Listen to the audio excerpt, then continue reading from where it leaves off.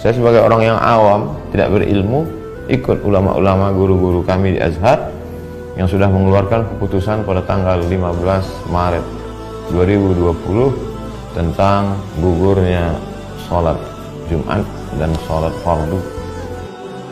Himbauan dari pemerintah untuk kita tidak mendatangi atau mengadakan acara-acara yang berkerumunan manusia yang banyak, karena timbulnya wabah-wabah virus corona di sekitar kita. Kita wajib untuk mentaati apa yang disampaikan oleh pemerintah. Maka kita, ketika kita dikasih tahu, jangan pergi ke tempat kerumunan orang. Jangan pergi kemudian ke tempat orang yang berkumpul. Kurangi aktivitas-aktivitas di luar. Perbanyak kemudian aktivitas-aktivitas yang social distancing dan seterusnya.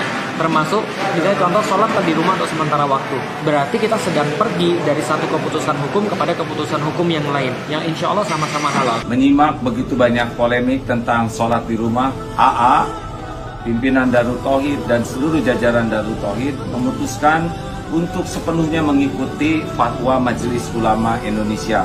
AA dan keluarga sudah sholat di rumah dan semua juga dianjurkan sholat di rumah. Apabila di negeri itu ternyata yang sudah terinfeksi banyak dan yang belum ketahuan juga masih banyak, maka kalau dikatakan menghindari, main nanti ya kota Surabaya mengumumkan namanya sekolahan tutup. Nggak ada sholat berjamaah di masjid, sholat di rumah kalian. Nah, di situ kita taati. Yang ingin saya sampaikan pada kesempatan kali ini, amanah dari Imam Besar Sayyidil Walid Al-Habib Muhammad Rizik bin Hussein bin Syihab. Beliau menyerukan kepada seluruh ta'lim dan tabligh akbar FPI di seluruh daerah yang terpapar wabah corona atau yang terindikasi terpapar wabah corona, beliau menyerukan agar seluruhnya dihentikan atau diliburkan terlebih dahulu sampai keadaan kembali kondusif. Agama Islam mendahulukan kemanusiaan atas keberagamaan. Karena itu tidak heran fatwa ulama-ulama menyatakan bahwa tidak wajib untuk melaksanakan sholat Jumat demi menjaga keselamatan jiwa manusia. Sesuai dengan petunjuk medis, petunjuk para pemerintah, mari kita ikuti. Jika kita tidak boleh berkumpul di sebuah tempat, mari kita ikuti, karena kalau sudah medis yang mengatakan dibarengi dengan pemerintah, insya Allah untuk kemaslahatan kita.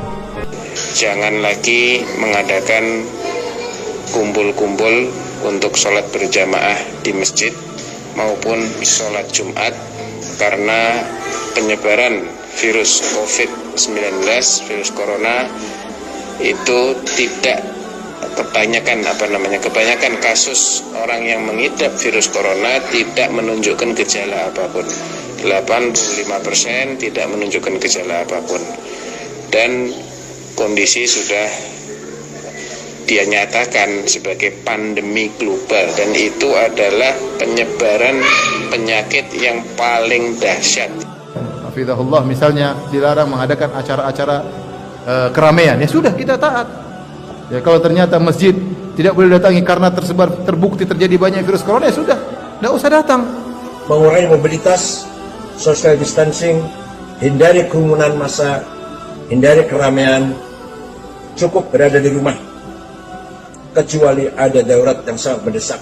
Kata mereka virus corona itu konspirasi Dajjal. Buktinya MUI Majelis Ulama Indonesia mengeluarkan semacam fatwa atau himbauan untuk menutup masjid. Tapi mal-mal, PT-PT, tempat hiburan dan maksiat kenapa tidak ditutup? Kenapa masjid aja? Kata mereka begitu, saudara. Maka saya jawab, dungu.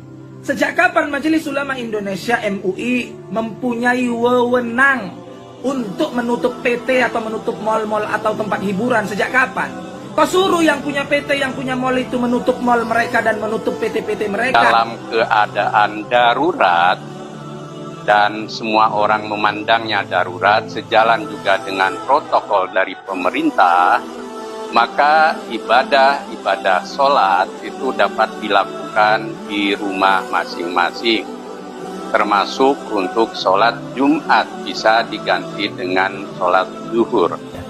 Dan saya juga menghimbau kepada pemuka-pemuka di agama lain, saudara-saudariku sebangsa dan setanah air, ya, agar sama-sama kita bersinergi menyampaikan kepada umatnya, menyampaikan kepada masyarakat juga dalam bawah binaan dan bimbingannya, agar senantiasa bisa menjaga diri, kesehatan sesuai dengan instruksi yang kita dapati, dan bisa menyatukan kita dalam suasana kebangsaan yang utuh, baik, dan semoga Allah membebaskan kita dari wabah COVID-19 ini dan memberikan hikmah-hikmah terbaik kepada kita.